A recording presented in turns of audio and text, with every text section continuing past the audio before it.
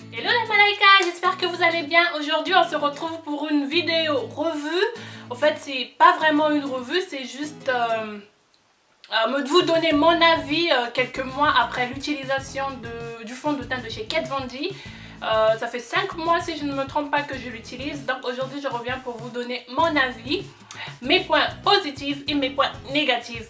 Donc si vous êtes intéressé à savoir ce que j'en pense de ce fond de teint, je vous dis restez connectés et regardez la vidéo jusqu'à la fin.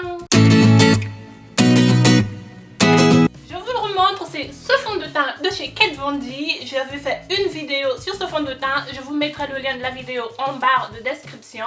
Donc c'est un fond de teint qui se présente comme ceci, le packaging est assez sympa, très joli, très design même. C'est un fond de teint qui a promis une couvrance maximale, une tenue je veux dire longue durée et un fini mat. Donc aujourd'hui je vous reviens pour vous donner mon avis après quelques mois d'utilisation du fond de teint. Donc je vais commencer par point négatif ou point positif. Bon bref, je vais faire au pif.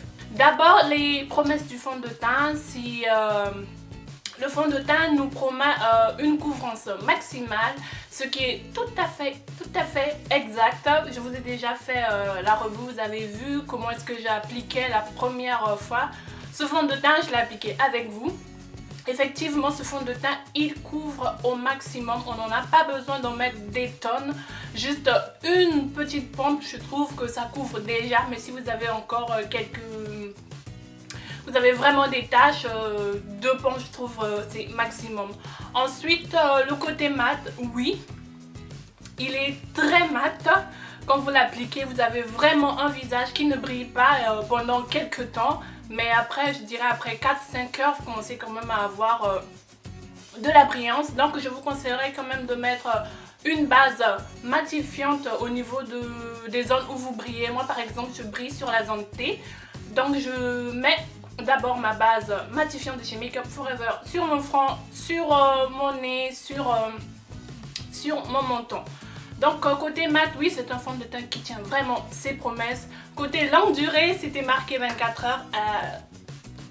Je vois pas vraiment un fond de teint qui tient 24 heures. C'est un fond de teint vraiment qui est très couvrant. Il permet vraiment de camoufler les taches et vraiment, comment dire, de corriger les imperfections. C'est vraiment, en plus, je dirais que c'est mon fond de teint du moment. C'est mon favori. J'en ai pas testé d'autres qui m'ont donné autant de couvrance. Vraiment, je l'adore. C'est un bon produit. Maintenant, le côté négatif du fond de teint, parce qu'on va pas dire qu'il y a toujours des bonnes choses, non. Le côté négatif, c'est justement son fini mat et un peu son point faible.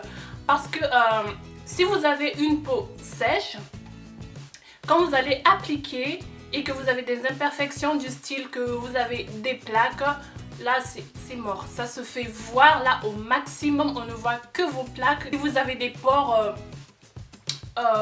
ouverts, je vais dire, on va vraiment voir tous vos défauts. Donc c'est un fond de teint qui est idéal pour les peaux grasses et mixtes.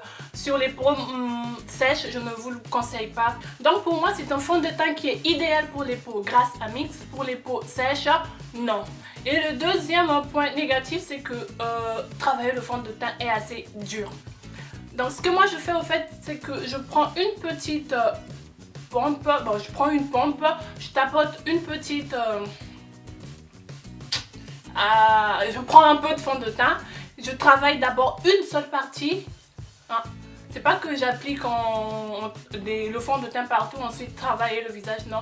Je travaille d'abord une seule partie, par exemple, je travaille le côté gauche de mon visage, je finis de bien le matifier, bien travailler le fond de teint jusqu'à ce qu'il se fonde bien avec ma peau.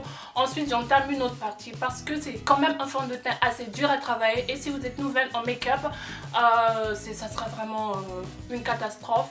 Vous n'allez pas du tout l'aimer et ça sera vraiment dur et il y aurait des plaques et tout. des démarcations, vous allez voir, il y aura des parties qui seront couvertes, il y aura des parties qui ne seront pas assez couvertes et vous serez obligé d'appliquer encore le fond de teint pour couvrir les parties qui ne sont pas couvertes et à la fin vous allez vous retrouver avec un visage bizarre, ça fera comme si vous avez mis un masque. Donc c'est ça le deuxième point négatif du fond de teint, il sèche assez vite. Et il faut vraiment le travailler. Et si vous êtes nouvelle en make-up, je ne vous conseille pas de commencer par ce fond de teint. Mieux vaut commencer par quelque chose de plus fluide qui se travaille facilement. Donc voilà à peu près ce que j'en pense de ce fond de teint. Il a beaucoup plus de points positifs que de points négatifs. Moi c'est un fond de teint que j'ai vraiment adopté, que j'adore. C'est mon chouchou, c'est mon favori parmi mes fonds de teint. Et je compte pas le lâcher. Donc si je teste encore d'autres produits, peut-être un jour je trouverai un autre qui sera dans mes... disons le premier rang. Mais pour l'instant c'est celui de chez Kat Von D. Donc voilà les Malaika, j'espère que la vidéo vous a plu. Si c'est le cas, surtout n'hésitez pas à liker la vidéo, à la partager sur les réseaux sociaux et surtout pour ceux ou celles qui ne sont pas abonnés, abonnez-vous à ma chaîne, c'est totalement gratuit.